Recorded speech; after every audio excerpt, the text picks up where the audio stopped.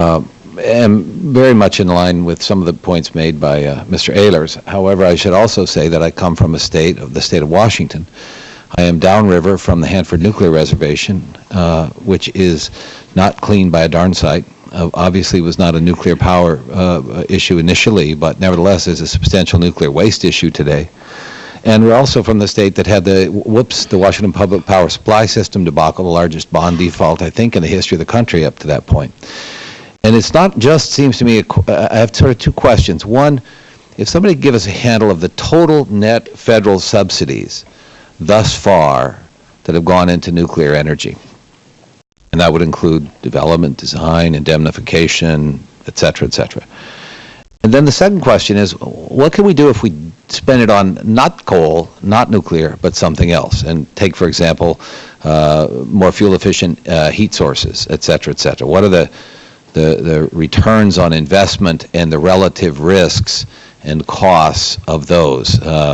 More efficient heat pumps, in-ground heat pumps, in line with Mr. Bilbray's question, don't require any new generation generation or transmission capacity. So two questions. What about subsidies, and what about alternatives? And the final one would be, if any of you want to volunteer, whether or not you've asked the administration to increase funding to clean up Hanford. We would certainly welcome that. If you're asking for new money for new power plants, to clean up your mess beforehand would be great. So anybody want to take any three of those? Dr. Cochran? I think it's difficult getting a handle on the total federal subsidies to nuclear power in the United States. I've seen numbers on the order of $150 billion, probably includes direct and indirect subsidies. Total over the lifespan of the enterprise? Yes. I mean, the industry was built on the back of the submarine program, propulsion program. It had enormous subsidies in its early career. We spent tens of billions on the fast breeder reactor and some other technologies that didn't come to fruition. It's a mature industry now. It's a 50-year-old industry in the United States, and the subsidies that are being provided today are not going to change the underlying economics between fossil fuels and nuclear, the base load energy generation. And yet they're basically subsidies to build a few new nuclear plants. And the only way you can change the really underlying economic differential is to internalize the true cost to society of emitting carbon. And I would use the federal subsidies. I would look to where the Wall Street money is going in terms of these energy technologies. Where's the high-risk money going out in the Palo Alto area? And it's going towards new solar technologies and a number of other areas. Mr. Hasseltine?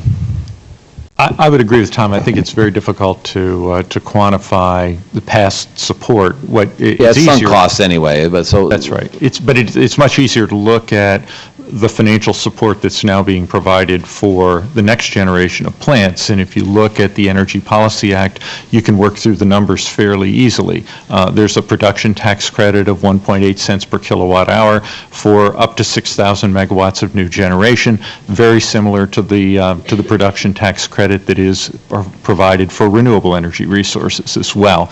So if you took that 6,000 megawatts over 8 years with the cap of 125 million per 1,000 megawatts per year for nuclear, that's $6 billion over the 8-year time period. But is that not somewhat specious because there's not waste disposal problems of the same magnitude? I mean, so you've got a production tax credit, which is a direct subsidy, but what about waste disposal issues, transportation, etc.? Waste disposal, the Nuclear Waste Policy Act did impose a mandatory charge for utilities for nuclear generation that's been in effect since the mid-1980s, where the utilities have paid 1 1 mil per kilowatt hour for every kilowatt hour of electricity generated by nuclear power plants in the country. That money has gone to the Treasury to fund the waste disposal program. And if anything, what we've seen over that time period is the federal government failed to meet its obligation to take the waste. And if anything, courts have now been returning some of that money or compensating utilities for their ongoing storage costs. So I would argue on the waste side, the utilities were pay-as-you-go from the mid-1980s and continue that way today. And the assumption is if you have new nuclear power plants going forward, those plants will also be assessed for their for the waste disposal costs down the road. You can also look at the standby risk insurance, which provides protection against licensing and litigation delays for 6 units. If that risk insurance is actually needed and used, that would be about $2 billion. And the Congress has appropriated about $18.5 billion in funding for loan guarantees for the nuclear plants. Add all of those up, it's about $26 billion. If, as the chairman pointed out in his opening comments, we now have applications or statements from the utilities that they intend to apply for licenses for 25 to 30 new units. So the trade-off would be about $26 billion in federal support to help ensure that we might get 25 to 30 new nuclear power plants over, say, the next 20 years or so. Those 25 to 30 new plants would mean that nuclear, taking into account the Energy Information Agency's projection about growth in electricity demand, would keep nuclear at about 20% of our generating mix going forward. My own personal view is that's the Congress made a reasonable decision to provide that support to get about 25 to 30 new plants to keep nuclear at 20% of our generating mix. And why is that beneficial? It makes the challenges of dealing with carbon, with the coal-fired generation, easier to deal with. It makes dealing with price volatility for natural gas somewhat easier to deal with, and it keeps nuclear in the balance of its current contributions to our generating mix. My own view is that's a reasonable trade-off and reasonable value for the federal support going forward. Appreciate it. I would like to let others testify or speak, but I've exceeded my own time, and I try not to use that as a chair. No one offered that they want to increase funding for cleanup of Hanford, but we'd sure welcome that at some point.